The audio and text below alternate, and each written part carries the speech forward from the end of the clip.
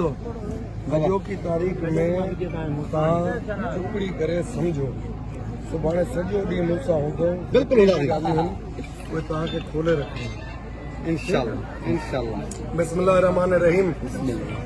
हिते सियासी दोस्त खे सॾियो वियो आहे, नौजवाननि खे सॾियो वियो आहे ऐं असांजो मेज़बान सहतन जो हितां जो नेक मर्द साईं जन जी ॿियनि सहतन जी ॿियनि बिरादरियुनि जी हिते शिरकत आहे। अस्सलाम वालेकुम। जीअं त तव्हां असां इन फेबरवरी 8 लाइ जेको इलेक्शन थिए थो उन मुहिम में हिक ॿिए खे आम्हूं साम्हूं गॾिजाणियूं बि कयूं पिया ऐं मिंट मेड प्रोग्राम बि कयूं पिया दोस्तनि खे, ख़ासि तौर ते जेके सोशल मीडिया वारा आहिनि उहे पंहिंजो भरपूर किरदारु अदा कनि, जंहिंमें उहो को कसर छॾनि कोन था, बाक़ाइदा हल था पिया। इहा उन्हनि जी महिरबानी आहे त असां खां वधीक हू तेज़ आहिनि। त मूंखे उमेद आहे ऐं मूंखे फ़खुर बि आहे त जेको सिंधड़ी जो हाल थियो आहे उनखे ॾिसंदे नौजवान जागी पिया आहिनि। हाणे नौजवान जो जागी पिया आहिनि त नौजवाननि जो फर्ज़ आहे त हर पाड़े में जेके बि नौजवान आहिनि या बुज़ुर्ग आहिनि उन्हनि खे पाण सां गॾनि ऐं हिकु मुठ थियनि त जीअं 8 फरवरी ते सितारे खे वोट ॾियारे हेठि मथे कामयाब करनि। मुंहिंजी हर दोस्त खे हमेशह इहा गुज़ारिश रही आहे त तव्हां महिरबानी करे जेको उम्मीदवार अचे उन खां ज़रूर पुछो त तव्हां असां ग़रीब ओरियत पहिरियों गाड़े पुठियों गाड़े लाइ छा था करे सघूं। त मुख़्तसर आहे त तव्हांजा जाइज़ बुनियादी हक़ तव्हां ताईं पुॼाए था सघूं। असां हमेशह इहो ई जुमिलो इस्तेमालु कयो आहे। उन में असां काफ़ी हद ताईं ताल के नारे में जेकी तरक़ियाती कम कया आहिनि उहे तव्हांजे साम्हूं आहिनि।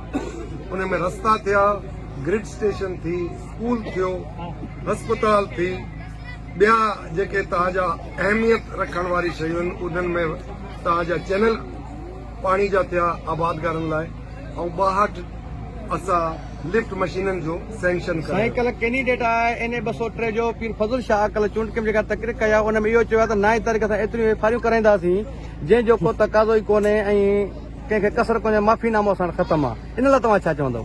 मां मुख़्तसर चवंदुसि अलाह खां माफ़ी घुर्जे, बंदे खां माफ़ी न घुर्जे, ख़तमु।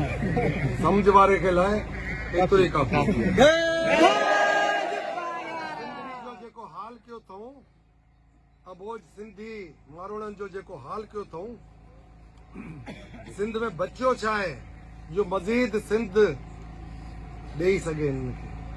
जेके शहीदनि जे नाले ते वोट पिनण था अचनि ऐं जेके पंहिंजे कारनामे खे नथा ॿुधाए सघनि पोइ उन्हनि खे को मां सम्झां थो हक़ कोन्हे त तव्हांजी नुमाइंदगी कनि। इहो मुख़्तसिर एतिरो भलो जवाब मां सम्झां थो तोखे कोई इज़त वारो न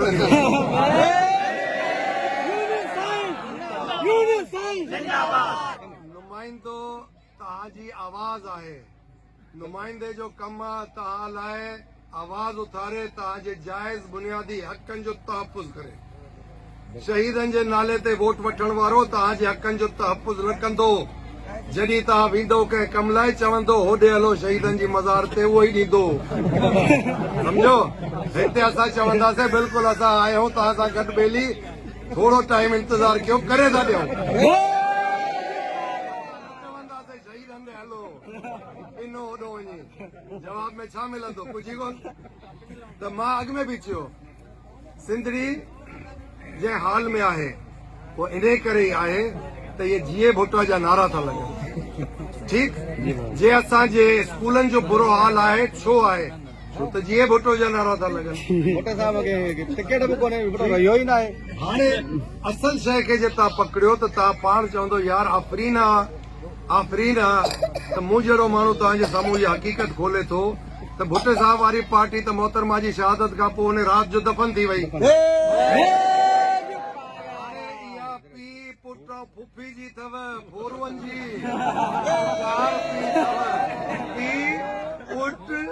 फुफी फोरू, हाणे फुरजो या पंहिंजे पाण खे बचायो।